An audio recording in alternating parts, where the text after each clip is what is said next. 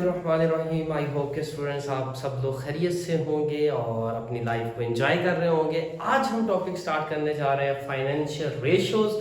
तो simple words में जी, ratio हम क्यों फाइंड करते हैं? एक फाइनेंशियल टूल है एनालिसिस करने के लिए कि एक कंपनी, एक ऑर्गेनाइजेशन की परफॉर्मेंस बेहतर है या बेहतर नहीं है, तो उसको कैसे बेहतर बनाया जा सकता है। It's just a financial tool, वो रेशो जिसके थ्रू हम कंपनी की एफिशिएंसी मेजर करते हैं कि वो अपने काम कितने एफिशिएंटली कर रही है। That is known as efficiency ratio. जैसे कि हम करंट रेशो फाइंड करेंगे, क्विक रेशो फाइंड करेंगे और इसी तरह सम मोर रेशो इसमें फाइंड करेंगे। That is known as efficiency ratio. Efficiency ratios में सबसे पहली रेशो हमारे पास है करंट रेशो। तो करंट रेशो क्या होती है भाई? वो सारे एसेट्स जो एक साल के अंदर अंदर आपने रिसीव करने हैं, कैश में कन्वर्ट होने हैं, उनको अगर एक साल में जो आपने लायबिलिटीज पे करनी है उससे डिवाइड कर दें तो जो रेशो आती है उसको हम करंट रेशो कहते हैं। यानी कि current assets divided by current liabilities. ठीक है, करंट एसेट्स वो एसेट्स होते हैं जो एक साल के अंदर अंदर कैश में कन्वर्ट हो जाते हैं। जैसे कि कैश है, अकाउंट रिसीवेबल है, बैंक में जो पैसे पड़े हुए हैं, स्टॉक है, इन्वेंट्री है, prepaid expenditures, these are known as current assets. और इसी तरह करंट लाइबिलिटीज वो रिस्पॉन्सिबिलिटी या ऑब्लिगेशंस हैं जो आपने एक साल के अंदर अंदर पे करने हैं। That is known as current liability. Account payable, इस तरह की जो चीज़ें हैं, that these are known as current liabilities.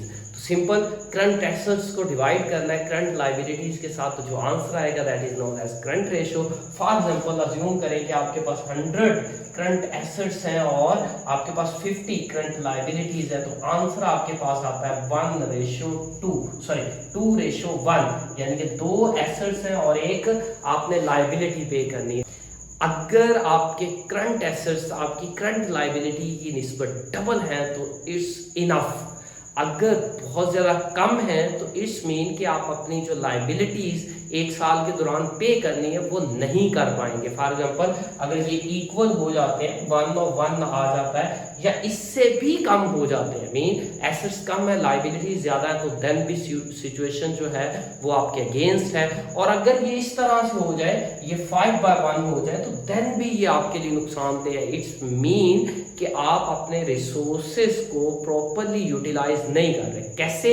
कि आपने 1 रुपया लाइबिलिटी पे करनी है एक साल में और उसके लिए आप 5 रुपए अपने पास संभाल के रख के बैठे हुए हैं। आपको मैक्सिमम 2 रखने चाहिए, 3 रखने चाहिए और बाकियों को इन्वेस्ट करके अच्छा खासा रिटर्न अर्न कर सकते हैं। That is known as current ratio. हमारे पास क्विक रेशो या एसेट टेस्ट रेशो इसको बोलते हैं। हमने जो करंट रेशो अभी पढ़ी थी ये उसी से रिलेट करती है।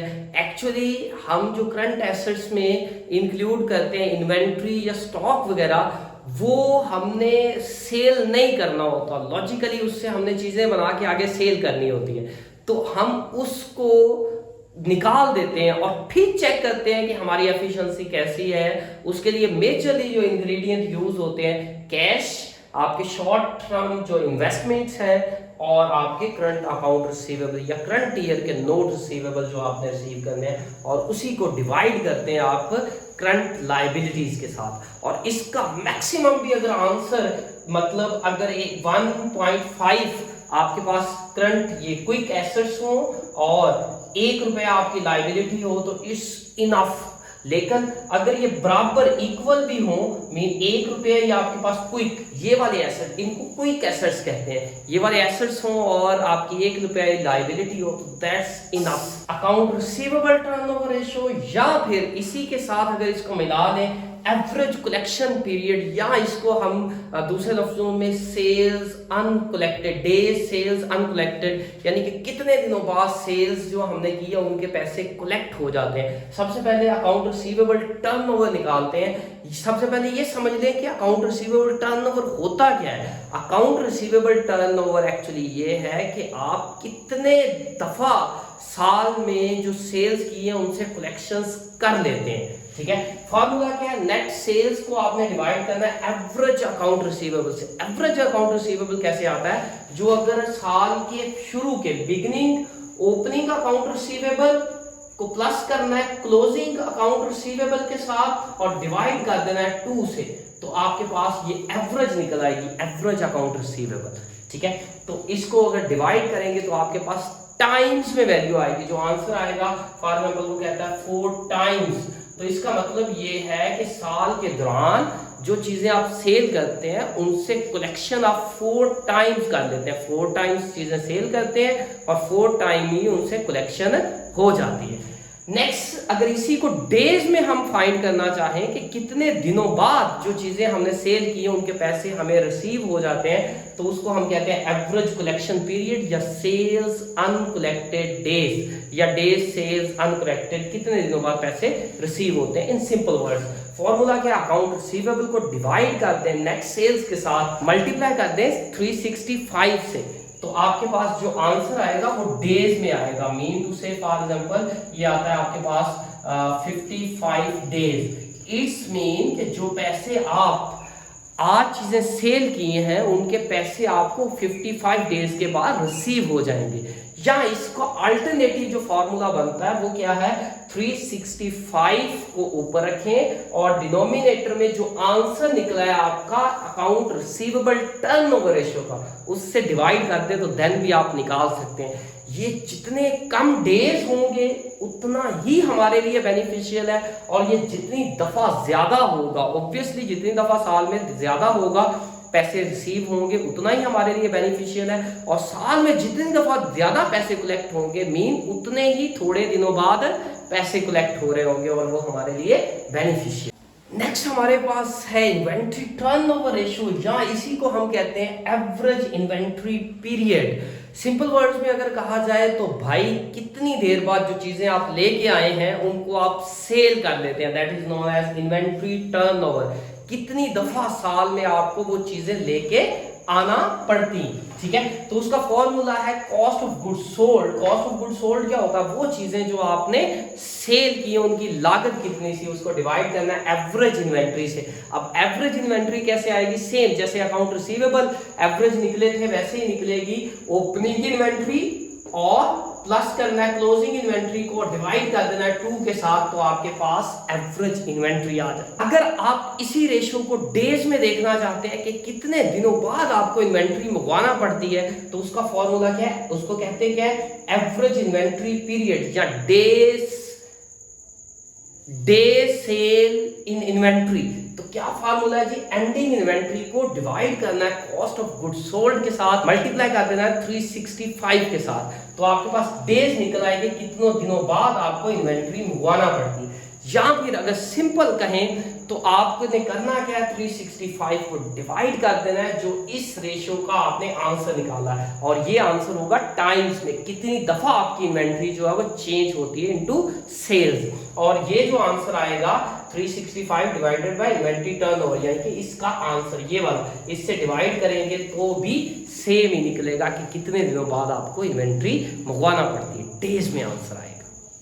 एफिशिएंसी रेशियो में last topic total asset turnover ratio. Total asset turnover ratio का मतलब क्या है भाई, आपने जो टोटल एसेट्स लगाए हैं वो सेल्स के कितने परसेंट बनते हैं, यानी कि सेल्स जो है वो कितना रिटर्न दे रही है आपके टोटल एसेट्स के मुताबिक। तो करना क्या है, सिर्फ नेट सेल्स को ऊपर रखना है और डिवाइड कर देना है एवरेज टोटल एसेट्स के साथ। एवरेज टोटल एसेट कैसे आएगा, हमने पहले भी बात की है, अगर ओपनिंग एसेट्स आपको गिवन हो टोटल और उसमें प्लस कर दें क्लोजिंग टोटल एसेट्स, तो डिवाइड कर दें 2 के साथ, तो आपके पास एवरेज टोटल एसेट्स आ जाएंगे, और नेट सेल्स से इसको डिवाइड करेंगे तो ये आपके पास एसेट टर्नओवर रेशियो है। हम सॉल्व करने जा रहे हैं सॉल्वेंसी रेशियो। सबसे पहले सॉल्वेंसी होती क्या है कि आप इस पोजीशन में हैं कि अपनी डेट और अपनी ऑब्लिगेशन जो है वो टाइमली मीट कर सकें, ताकि आपकी जो ओनरशिप है उस पर कोई इफेक्ट ना आए। इसके लिए हम डिफरेंट काइंड की रेशियोज यूज करते हैं, debt to equity ratio, debt ratio, equity ratio और टाइम इंटरेस्ट अर्न रेशियो। सबसे पहली जो है वो हमारे पास डेट रेशियो है। डेट रेशियो क्या होती है? सिंपल वर्ड्स में कि आपका जो टोटल कैपिटल है उसमें ऑनर्स मीन शेयर होल्डर्स का कितना पोर्शन है, जिसको हम इक्विटी बोलते हैं, और जो आपने लोन लिया हुआ वो कितना है। टोटल लायबिलिटीज को अगर सिंपल वर्ड्स में टोटल एसेट से डिवाइड कर दे तो आपके पास डेट रेशियो। नेक्स्ट है हमारे पास इक्विटी रेशियो। इक्विटी रेशियो क्या होती है? सिंपल वर्ड्स में हम ये फाइंड करना चाहते हैं कि हमारा जो टोटल कैपिटल है उसमें शेयर होल्डर्स का कितना पोर्शन है और डेट कितना है। तो शेयर होल्डर्स का पोर्शन निकालने के लिए सिंपल टोटल इक्विटी मीन जो शेयर होल्डर्स के ऑनरशिप है उसको डिवाइड करना है टोटल एसेट्स के साथ, तो आपके पास डेट टू इक्विटी रेशियो। हम इन दोनों का आपस में रिलेशन, पहले एसेट्स के साथ रिलेशन फाइंड कर रहे थे जब डेट रेशियो या इक्विटी रेशियो फाइंड की। अब इक्विटी और डेट का आपस में क्या रिलेशनशिप है, कितनी वो है और कितनी वो, उसके लिए टोटल लायबिलिटीज को टोटल इक्विटी के साथ डिवाइड कर देना तो आपके पास आंसर निकला है। लास्ट रेशियो है टाइम इंटरेस्ट अर्न रेशियो, यानी कि हम सिंपल फाइंड ये करना चाहते हैं कि जो हमने कमाया है उससे हम जो अपना इंटरेस्ट है वो कितनी दफा पे कर सकते हैं। Time interest earn ratio find करने के लिए आपको करना क्या है? Earning before interest and tax को डिवाइड करना है आपने इंटरेस्ट एक्सपेंस के साथ। Earning before interest and tax होती क्या है? आप सबसे पहले सेल्स में इससे कॉस्ट ऑफ गुड सोल्ड निकालते हैं तो ग्रॉस प्रॉफिट आता है, उसमें से जब ऑपरेटिंग एक्सपेंडिचर्स माइनस करते हैं तो बाकी जो बचता है उसको ऑपरेटिंग इनकम या earning before interest and tax बोलते हैं, और उसको डिवाइड करना है आपने सिंपल वर्ड में इंटरेस्ट एक्सपेंस के से, तो आपके पास आंसर जो आएगा that is time interest earn ratio.